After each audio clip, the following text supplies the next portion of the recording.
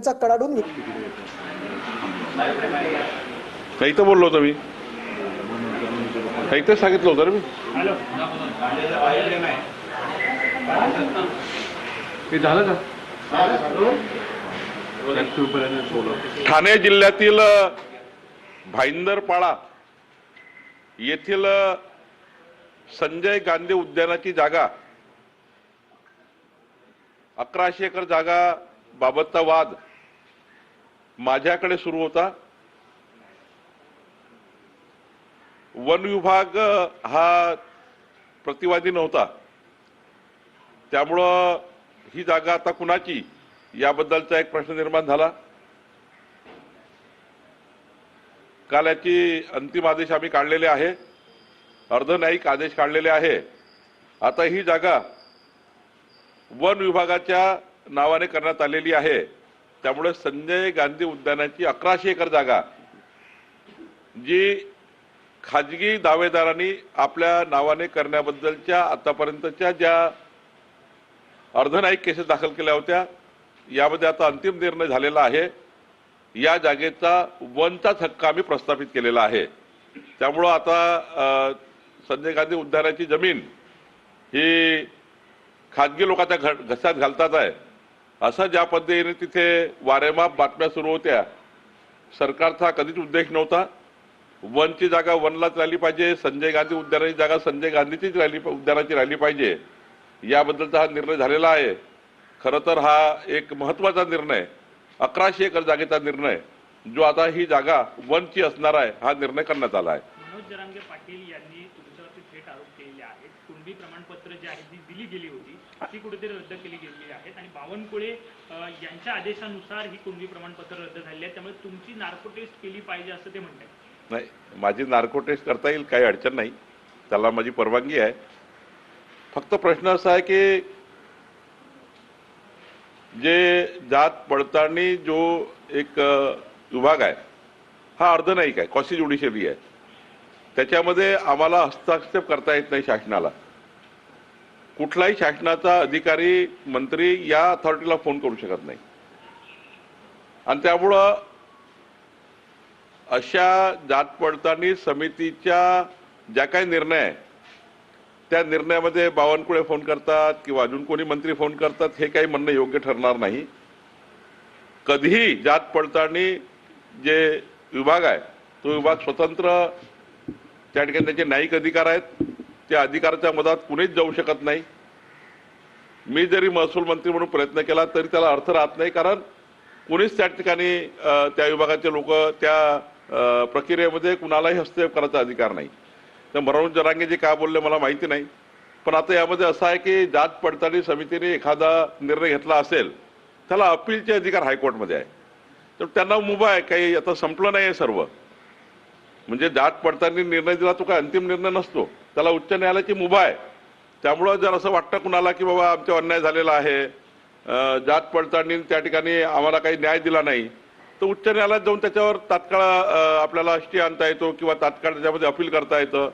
मला असं वाटतं तशी प्रक्रिया अवलंबली तर बरं होईल. त्यांचं म्हणणं आहे की जाणीव बुजून सरकारमधले काही मंत्री तुमचं नाव घेतलं, कुठेतरी जाणीव बुजून हे सगळं करताय. नाही, त्यांचं स्पष्ट म्हणणं आहे बावनकुळे साहेब की तुमच्या दबावामुळे अनेक सर्टिफिकेट बदलले गेले आणि आता मला सरकारला सांगायचं आहे की मराठे हवेत की बावनकुळे हवेत, ओबीसी हा वाद परत एकदा ते निर्माण करू पाहत. नाही, असं आहे, ठीक आहे, ते काय बोलले मला याच्याबद्दल जास्त चर्चा करायची नाही. मी एवढंच सांगेल, जात पडताळणीच्या कुठल्याही त्या ठिकाणी कार्यक्षेत्रामध्ये सरकारला हस्तक्षेप करण्याचा अधिकार नाही, ना कुणा मंत्र्याला नाही.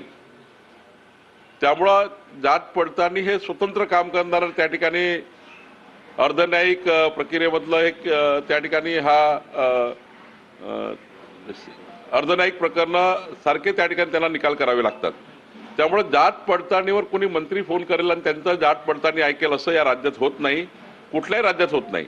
आणि त्यामुळे मला असं वाटतं याचं काही जरांगीजीला वाटतं की बाबा काही आमच्या मराठा समाजाचे प्रमाणपत्र रद्द झाले असतील, ते कोर्टामध्ये दाद बांधू शकतात, हायकोर्टमध्ये त्यांना त्या ठिकाणी रिलीफ मिळतो.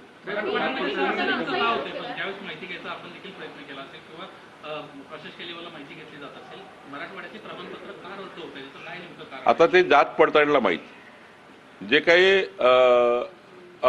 त्या ठिकाणी ती समिती आहे, जात पडताळणी समिती, ही समिती चेक करतं जे काही कुठल्या समाजाचे, मग ते ओबीसी समाजाचे असतील, जे काय असतील. आता नेमकं मला त्या ठिकाणी हा डेटा आपण मिळू शकेल वेबसाईटवर की किती कुठल्या समाजाची जात पडताळणी रद्द झाली आहे. साहेब केवळ आता मराठा समाजाच्या लोकांची झाली का की इतर लोकांची झालेली आहेत, त्याचा डेटा आपल्याला त्या ठिकाणी वेबसाईटवरून घेता येईल. पण मला असं वाटतं डेटा येईल एखाद्या वेळी, तुम्ही घेऊ शकाल. निवडणुकीच्या तर मला असं वाटतं की जात पडताळणी समितीचे जे अधिकार आहेत ते अर्धन्यायिक अधिकार आहेत. त्यांच्या अधिकारामध्ये कुणालाही सरकारला बोलायचा अधिकार नाही. मंत्री तर बिलकुलच त्या ठिकाणी फोन करू शकत नाही, कारण त्यांना तो असा अधिकार नाही. नाही, याच्यामध्ये फक्त एक विचारायचं आहे की निवडणुकीच्या आधी म्हणजे ज्यावेळेस अर्ज दाखल करतात त्यावेळेस अनेकांनी प्रमाणपत्र घेण्याच्या ऐवजी नंतर घेतली ती मुभा पण होती, अर्थात प्रमाणपत्र सादर करण्याची जात पडते. आता हे प्रकरण हळूहळू समोर येत आहे. मग याला काही जण राजकीय रंग देऊ पाहतायत का की प्रशासकीय कामकाजामधली ही त्रुटी होती म्हणून या गोष्टी समोर येत आहेत? मी तुम्हाला वारंवार सांगतोय, आपण वारंवार रिपीट करताय की तुम्ही या प्रकरणामध्ये जात पडताळणी समिती ही स्वतंत्र अधिकार असलेली समिती आहे. यामध्ये कुठल्याही मंत्री सरकारचं काही त्या ठिकाणी अधिकार नसतो. ती समिती त्यांच्याकडे असलेले डॉक्युमेंट पुरावे बघून निर्णय करतं. त्यामुळं आधी आपण कास्ट सर्टिफिकेट काढल्यानंतर त्या कास्ट सर्टिफिकेटची व्हॅलिडिटी जी आहे ती व्हॅलिडिटी कमिटी ही आहे. त्यामुळं या व्हॅलिडिटी कमिटीने समजा किंवा जात पडताळणी समितीने जर समजा एखाद्या वेळी काही निर्णय दिला असेल, तो चुकला असं वाटत असेल, त्याला हायकोर्टमध्ये जाण्याची मुभा आहे. पण सर, तुमच्यावर आरोप करताना त्यांनी असंही म्हटले की तुमचे 25 ते 30 आमदार जे आहेत ते आम्ही निवडणुकीमध्ये पाडू, असं ठीक आहे, तो आरोप करणं त्यांचं काम आहे. आरोपावर काही उत्तर दिलं पाहिजे. माझी काही त्या ठिकाणी असं आरोप प्रत्यारोप रोज त्या ठिकाणी करण्यात माझा पिंड नाही, मला ते करायचं नाही. कुठल्याही जरांगे पाटील यांनी केलेल्या आरोपावर बावनकुळे असे बोलले, हे करायचं नाही आहे. मला फक्त वस्तुस्थिती सांगायची आहे की जात पडताळणी ही स्वतंत्रपणे काम करणारी एक कमिटी आहे. त्याच्यात कुणालाही अधिकार नाही. कुणाला जर वाटतं की आमच्यावर अन्याय झाला तर हायकोर्टमध्ये तातडीनं त्याच्यावर सुनावणी घेता येतं किंवा हायकोर्टमध्ये अपील करता येतं. पोलीस भरतीच्या वेळेस 2016ला मराठ्यांची पोरं घेतली नाही, मराठ्यांच्या पोरांना डावरलं गेलं आणि हे जाणून बुजून केलं असा आरोप त्यांनी केला. त्यांनी काय बोलले यावर मी काही उत्तर वारंवार देणे काही योग्य नाही. मी जे माझ्याबद्दल सांगितलं की कुठल्याही मंत्र्यांना जात पडताळणी समितीला फोन करण्याचे, सूचना देण्याचे अधिकार नाही. जरांगे पाटील असं देखील म्हणतायत की बावनकुळेंमुळे मी देवेंद्र फडणवीस यांचं इतकं वाटोळ करीन की त्यांना मोजता येणार नाही. देवेंद्र फडणवीसांना बावनकुळे महत्वाचे की मराठे? असं आहे, मी वारंवार सांगतो, जरांगे पाटील काय बोलले याचं उत्तर देण्याकरता खऱ्या अर्थाने मी त्यांचं प्रत्युत्तर देणार नाही. मी वस्तुस्थिती सांगेल की वस्तुस्थिती ही आहे. आता वस्तुस्थिती मी मांडली आहे, त्यामुळे जरांगे पाटील साहेबांनी काय बोलले याच्याबद्दल मला फार काही या ठिकाणी काही प्रत्युत्तरात जायचं नाही.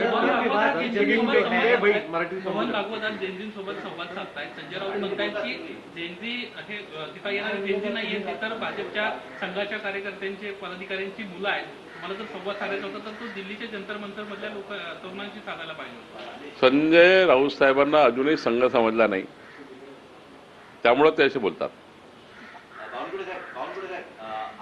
एफडीए आयुक्त तुकाराम मुंडे यांनी अमरावतीमध्ये एक सावजी आपला खाद्यपदार्थ जो विदर्भात आहे त्याच्या संबंधित त्यांचं पर्सनल स्टेटमेंट होतं. ते त्यांनी असं म्हटलं होतं की मी जर सावजी खाल्लं तर 1 महिना हॉस्पिटलमध्ये पाहावं लागलं. त्या अनुषंगानं आता बघायला गेलं तर नागपुरामध्ये सावजी अन्न पदार्थ जे वाटतात जे भोजनालय आहेत ते आक्रमक झाले, सावजी समाज आक्रमक झालाय. तुम्ही कसं बघताय, कारण तुम्ही लोकनेते आहात?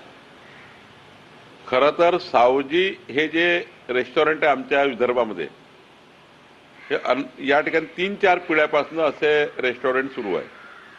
सावजी ही अशी मसाल्याची आणि बनवण्याची पद्धती आहे ज्यातनं प्रत्येकाला असं वाटतं विदर्भात गेल्यावर की सावजीचं जेवण जेवलंच पाहिजे, इतकी लोकप्रियता आहे. त्याचे मसाले तसे आहेत, ते मसाले इतर कोणी बनवत नाही. त्यामुळं त्यांच्या उद्योगाबद्दल सरसकट त्या ठिकाणी टिप्पणी करणे कुठल्याही अधिकाऱ्यांना योग्य नाही. त्यांनी त्यामध्ये जे काही त्या ठिकाणी वाटतं की ते आरोग्याला धोकादायक आहे किंवा वीजबाधा झाली आहे त्या ठिकाणी ठीक आहे, पण सावजी हा व्यवसाय या विदर्भाची आता शान आहे.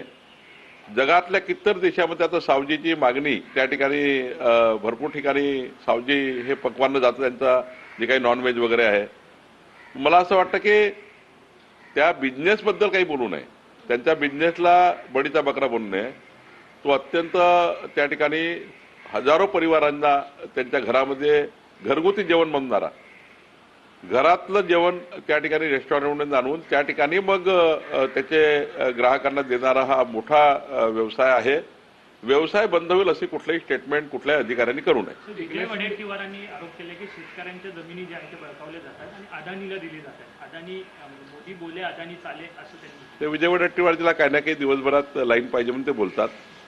त्याने स्पेसिफिक प्रकरण जर माझ्याकडे दिलं की तुम्ही अडाणीला जमीन का दिली तर आपण त्याचं स्पेसिफिक उत्तर देऊ शकतो. असं सरसकट अडाणीला जमीन दिली, याला जमीन दिली, सांगा कुठली जमीन दिली, ती कशाकरता दिली, डेव्हलपमेंट ऑफ महाराष्ट्राचं काही डेव्हलपमेंट थांबलं होतं का, किंवा डेव्हलपमेंट करायला दिली आहे, कशाकरता दिली, कुठल्या जमिनीबद्दल बोलता जरा व्यवस्थित बोला तर सांगता येईल. साहेब, मनोज जरांगे